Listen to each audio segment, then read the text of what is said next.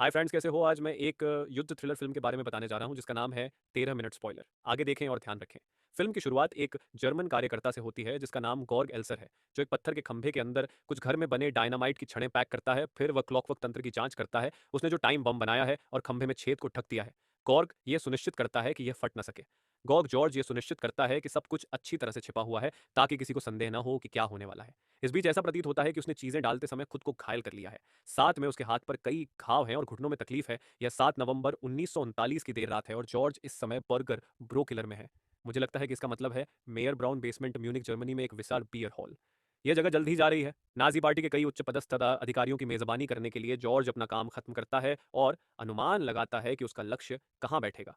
यह जानते हुए कि विस्फोटक सीधे मंच के पीछे हैं, वह इमारत से बाहर निकलता है। दृश्य अचानक एक दिन बाद नवंबर में बदल जाता है। 839 में उसी स्थान पर जर्मन चांसलर एडोल्फ हिटलर की हत्या की गई थी और उसके साथियों ने उसका स्वागत मंच पर किया था। वह वहां अपना वार्षिक भाषण देने के लिए आया था, जो नाजी पार्टी द्वारा व्यार गणराज्य को उखाड़ फेंकने के असफल प्रयास की याद में दिया गया था। 16 साल पहले वह खड़ा था, कॉन्स्टेंस शहर में कहीं और, उस स्तंभ के ठीक सामने पोडियम पर जहां घर में बनाया गया टाइम बम रखा गया है। जॉर्ज जर्मन स्विस सीमा की ओर जाने से पहले अपनी जेब की जांच कर रहा है। वह सीमा की बाड़ को पार करने ही वाला है कि अचानक उसे बुलाया जाता है। तो जर्मन अधिकारियों द्वारा पकड़े जाने के बाद जॉर्ज ने स्पष्ट किया कि वह स्थानीय लोकगीत सोसाइटी से अपने परिचित की तलाश कर रहा है। लेकिन अधिकारी उसके इरादों के बारे में अनिश्चित हैं, क्योंकि उसके हाथ में एक तार काटने वाला उपकरण है। इसके तुरंत बाद वे जॉर्ज को अपने स्टेशन पर ले जाते हैं और उसके पास मौजूद सभी चीजें जब्त कर लेते हैं। इसमें तार काटने वाली मशीन और इमारत का खाका जैसे कई आपत्तिजनक साक्ष्य शामिल हैं। तलाशी के दौरान जॉर्ज दीवार घड़ी की ओर देखता रहता है और समय रात के 9 बजे है। वह जानता है कि विस्फोट होने में बस कुछ ही समय बाकी है। अचानक एक अधिकारी उसके कोट के लैपल पर दूरवाम कम्युनिस्ट पार्टी रेड फ्रंट का बैज देखता है। जॉर्ज को बताया जाता है कि इस तरह का प्रतीक चिन्ह पहनना अवैध है और उसे दीवार की ओर मुंह करने के लिए मजबूर किया जाता है। नाजी अधिकारी जल्द ही नोटिस करता है कि संदिग्ध व्यक्ति को कई चोटें लगी हैं और उसे तुरंत सलाखों के पीछे डाल देता है। जॉर्ज अपनी जेब घड़ी पकड़ता है और लगभग चिंता से कांपता है, क्योंकि वह ठीक 9 बजकर 2 मिनट 20 सेकंड का समय देखता है। म्यूनिक में एक बड़ा विस्फोट होता है। जॉर्ज होल्डिंग स्टेशन में बैठा रहता है और यह नहीं जानता कि हत्या सफल हुई है या नहीं। कहीं और रीच सुरक्षा मुख्य कार्यालय के एक अधिकारी को म्यूनिक में अभी अभी हुई घटनाओं के बारे में बताया जाता है। सापेक्षिक शांति अराजकता में बदल जाती है। दूसरी ओर जब सैनिकों को पूरी तरह से अलर्ट कर दिया जाता है, तो जॉर्ज के गांव की ओर क्रियोपोलिस प्रमुख आर्थर नेबा के नेतृत्व में एक काफिला पहुंचता है। वह स्थानीय नाजी पार्टी के नेता ईए को शहर के चौक पर जॉर्ज एल्सर के सभी रिश्तेदारों को बुलाने का आदेश देता है। ईए यह देखकर आश्चर्यचकित हो जाता है। यह आदेश क्योंकि वह जानता है कि एलर्स सभ्य कानून का पालन करने वाले नागरिक हैं। हालांकि नेबे बेहद गुस्से में है और चाहता है कि उसके आदेश का किसी भी तरह से पालन किया जाए। जल्द ही अधिकारियों को जॉर्ज के परिवार का पता चलता है, जिसमें उसकी पूर्व मंगेतर एल्सा भी शामिल है। उसे और उसके 2 बच्चों को गिरफ्तार कर लिया जाता है और ट्रक के पीछे लौट किया गया, लेकिन ईटी आखिरी क्षण में हस्तक्षेप करता है और बच्चों को सुरक्षित वापस ले जाता है। कुछ समय बाद नेबे अपने अधिकारियों के साथ विस्फोट के बाद के फुटेज की जांच करता है। वह उस क्षति की विशाल मात्रा से उड़ा हुआ है जो हुई है। अगला दृश्य जॉर्ज को हथकड़ी लगाई जाती है और बर्लिन में एक जांच कार्यालय में लाया जाता है। वह तुरंत पास की मेज पर रखे कुछ यातना उपकरणों को नोटिस करता है। नेबे और कई अन्य अधिकारी भी कमरे में पहुंचते हैं, लेकिन जॉर्ज उन्हें नाजी सलामी के साथ स्वागत करने से इनकार कर देता है। वह इसके बजाय नाजी सलामी चुनकर अपनी बात रखता है। अधिक तटस्थ अभिवादन, शुभ दिन। फिर भी एनएबीए अपना परिचय देता है और जॉर्ज को सूचित करता है कि वह इस मामले का प्रभारी है। वह जी स्टो के प्रमुख हेनरिक म्यूएलर का भी परिचय देता है, जो उसके साथ जांच की देख रेख करेगा। नाबो जॉर्ज के घुटनों को देखना चाहता है और उसे अपनी पैंट उतारने का आदेश देता है। बाद में हम देखते हैं कि जॉर्ज के घुटनों पर गहरी चोटें आई हैं। इससे पुलिस प्रमुख के संदेह की पुष्टि होती है कि जॉर्ज ने स्वयं बम लगाया था।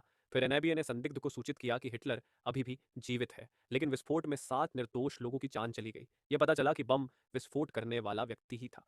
बम विस्फोट से 13 मिनट पहले जॉर्ज कार्यक्रम से चले गए थे। इस खुलासे से जॉर्ज स्तब्ध रह गए, क्योंकि हिटलर को मारने का यह उनका एकमात्र अवसर था। इसके बाद मुलर ने जॉर्ज से उनका पूरा नाम और जन्म स्थान पूछकर औपचारिक पूछताछ शुरू की, लेकिन जवाब देने के बजाय जॉर्ज ने कहा कि वे नहीं कह रहे हैं। लगता है जो उसे अतीत में ले जाती है, वह मानसिक रूप से 1932 में यात्रा करता है, जब वह अपने दोस्तों के साथ लेक कॉन्स्टेंट में आनंद ले रहा था। जॉर्ज एक कुशल बढ़ई और एक अकॉर्डियन खिलाड़ी है, जो एक मामूली लेकिन संतुष्ट जीवन जीता है। वह वर्तमान में एक छोटे से घड़ीसाज के काम में काम करता है। एक दोपहर को कॉन्स्टेंट शहर में फैक्ट्री में काम करते हुए जॉर्ज को एक पत्र मिलता है, जिसमें बताया जाता है कि उसके शराबी पिता ने 2 खेत बेचे हैं। इनमें से एक उसके परिवार की सबसे कीमती जमीन है। इसलिए जॉर्ज को कुछ निजी मामलों को निपटाने के लिए घर वापस जाने के लिए मजबूर होना पड़ता है। कुछ दिनों बाद वह अपने गृहनगर कुनिक प्रून पहुंचता है, जो जर्मनी के दक्षिण में एक कृषि गांव है। वह अपनी मां को गर्मजोशी से गले लगाता है, जबकि उसके पूरी तरह से नशे में धुत पिता उस दोपहर बाद में पिछवाड़े में लकड़ी काटते समय पास की एक बेंच पर बेहोश पड़े होते हैं। जॉर्ज अपने पिता को साइडर का जग लाते हुए देखता है। वह अब इसे बर्दाश्त नहीं कर सकता और बूढ़े व्यक्ति से उसकी शराब पीने की आदत के बारे में पूछता है। वर्तमान समय में अपनी मां को देखो। म्यूएलर जॉर्ज के ध्यान भटकाने से खुश नहीं है। वह उसे थप्पड़ मारता है और उसे एक थप्पड़ मारता है, जन्म स्थान पर अपना नाम बताने का अधिक मौका। लेकिन जॉर्ज को इससे कोई फर्क नहीं पड़ता और वह एक भी शब्द बोलने से इनकार कर देता है। इसलिए म्यूलर उसे बिस्तर पर बांध देता है और यातना शुरू कर देता है। जॉर्ज दर्द से चिल्लाता है और अधिकारी उसे बेरहमी से कोड़े मारता है, लेकिन वह फिर भी अपना मुंह खोलने से इनकार कर देता है। कुछ समय बाद यातना बंद हो जाती है। फिलहाल जॉर्ज को एक कोठरी में डाल दिया गया है। एनएबीए और म्यूलर इस बात पर बहस करते हैं कि संदिग्ध से उसके अपराधों के बारे में लिखित स्वीकारोक्ति कैसे लिखवाई जाए। इसके बाद एनएबीए उन परिवार के सदस्यों की सूची मांगता है जिन्हें हिरासत में लिया गया है। ऐसा लगता है कि उसे इस बारे में अंदाजा है, संदिग्ध को मानसिक रूप से कैसे तोड़ा जाए। कुछ घंटों बाद खून से लथपथ और पूरी तरह से घायल जॉर्ज पूछताछ कक्ष में वापस आता है। एनएबीए एल्सा नामक एक विवाहित महिला को लेकर आता है, जिसके साथ जॉर्ज कई महीनों से डेट कर रहा था। संदिग्ध को तुरंत एहसास हो जाता है कि अगर वह ऐसा नहीं करता है तो पुलिस उसके साथ क्या करेगी। अपना मुंह खोलते ही उसने जो कुछ किया था उसे स्वीकार करने का निर्णय लिया और अपनी व्यक्तिगत जानकारी दे दी। जॉर्ज ने बताया कि वह किसी भी राजनीतिक दल से संबद्ध नहीं है और उसने यह सब अपनी मर्जी से किया है। नेबा ने इस बात पर विश्वास करने से इनकार कर दिया, क्योंकि वह लाल मुखौटा पहने हुए पकड़ा गया था। बैज लेकिन जॉर्ज जवाब देता है कि वह एक स्वतंत्र आदमी है और उसे इसकी आवश्यकता नहीं है किसी भी पार्टी से संबद्ध होने के लिए सही काम करना। पहले दौर की जांच के बाद एनआईए और म्यूलर ने संदिग्ध का बयान छापा और इसे एक सांसद के सामने पेश किया, लेकिन बाद में भी यह मानने से इनकार कर दिया कि जॉर्ज ने अपनी मर्जी से काम किया था। इस प्रकार नेबा को यह स्वीकार करने के लिए मजबूर किया गया कि यह साबित करने के लिए पर्याप्त सबूत नहीं है कि किसी और ने बमबारी का आदेश दिया था, लेकिन सांसद चाहते हैं कि वे अपनी जांच तेज करें। कुछ दिनों बाद जॉर्ज एक स्वीकारोक्ति पत्र लिखता है जिसमें विस्तार से बताता है कि उसने क्या किया और उसने यह कैसे किया। हालांकि एनएबीए और म्यूलर दोनों ने इसे मानने से साफ इनकार कर दिया। वे जानना चाहते हैं कि उसे बम बनाने के लिए सामग्री कहां से मिली और किसने उसे हत्या करने का आदेश दिया। वे इस बात से निराश हैं कि उन्होंने उन पर विश्वास करने से इनकार कर दिया। जॉर्ज एक झूठी कहानी बनाता है। वह कहता है कि उसे विंस्टन चर्चिल का फोन आया था, जिन्होंने व्यक्तिगत रूप से जॉर्ज को गोली मार दी थी। उसे हिटलर को मारने के लिए कहा। इससे कार्यालय के अधिकारी चिढ़ जाते हैं और म्यूलर अपने आदमियों को संदिग्ध को एक बार फिर बांधने का आदेश देते हैं। जॉर्ज को पूरी तरह से पता है कि किस तरह की यातना दी जाने वाली है, इसलिए वह हताश होकर एक कलम और कागज मांगता है ताकि यह बता सके कि उसने अपनी हत्या कैसे की। दृश्य की योजना कुछ साल पहले की है, जब जॉर्ज कुनिक प्रून पब में है अपने दोस्तों के साथ। एरिक, स्थानीय व्यवसायी और एल्सा का पति, एक चोटिल चेहरे के साथ आता है। वह अपने दोस्त के साथ एक गिलास बियर के साथ आता है और स्वीकार करता है कि यह उसकी पत्नी थी जिसने उसे चोट पहुंचाई। फिर वह गर्व से दावा करता है कि वह कभी भी अपना हाथ उठाने के बारे में नहीं सोचेगी। फिर से यह महसूस करते हुए कि एल्सा बुरी तरह से घायल हो सकती है, जॉर्ज जल्दी से उसके घर जाता है, लेकिन उसे बिस्तर पर लेटा हुआ पाता है। वह फूट फूट कर रो रही है और उसके चेहरे के दाहिने हिस्से पर गहरी चोट है। बेफिक्र जॉर्ज उसे दिलासा देने की कोशिश करता है और एल्सा आगे झुक जाती है उसे चूमने के लिए। तब यह पता चलता है कि दोनों कई महीनों से एक गहन रोमांटिक केमिस्ट्री का निर्माण कर रहे हैं। इस प्रकार दोनों प्यार करने लगते हैं और औपचारिक रूप से नाजी जेल में अपने अफेयर की शुरुआत करते हैं। जॉर्ज नेबा को इस बारे में विस्तार से बताता है कि वह बारूद कैसे इकट्ठा करने में सक्षम था। वह स्टील फैक्ट्री से जहां वह काम करता था, यह भी बताता है कि वह पास की खदान से डायनामाइट के लिए सामग्री चुराने में सक्षम था। नेब्बा चाहता है कि जॉर्ज यह स्वीकार करे कि वह किसी और के लिए कवर कर रहा है, लेकिन लड़का बहुत दृढ़ है कि उसने अपनी गलती साबित करने के लिए अकेले ही काम किया। बिंदु जॉर्ज दिखाता है कि वह कैसे दो क्लॉकवर्क्स और एक डेटोनेटर बनाया, जिसने अंततः विस्फोट को सक्रिय कर दिया। क्योंकि गहन पूछताछ और यातना जारी है, जॉर्ज भी अपनी यादों में डूबा रहता है और बाहर निकलता है। एक खूबसूरत दोपहर जब वे पिकनिक पर हैं, एल्सा बताती है कि वह गर्भवती है, लेकिन वह पूरी तरह से गर्भवती नहीं है। अगर बच्चा जी जॉर्ज या उसके शराबी पति एरिक का है तो यह आसान होगा प्रिय।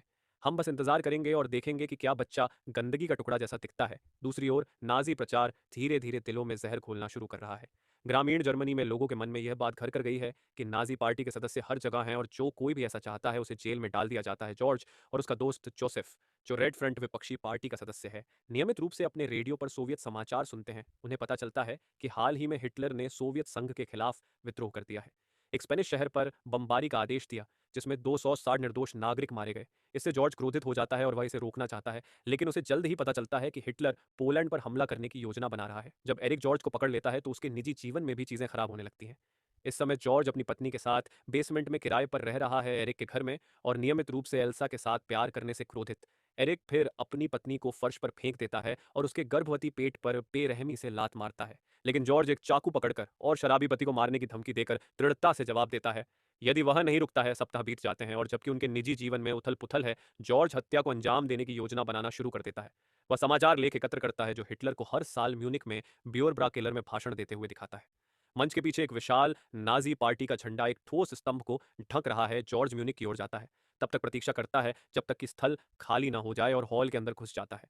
वह मंच के पीछे जाता है ताकि उस स्तंभ का सटीक माप ले सके जो पूछताछ कक्ष में उसकी योजना को पूरा करने के लिए आवश्यक होगा।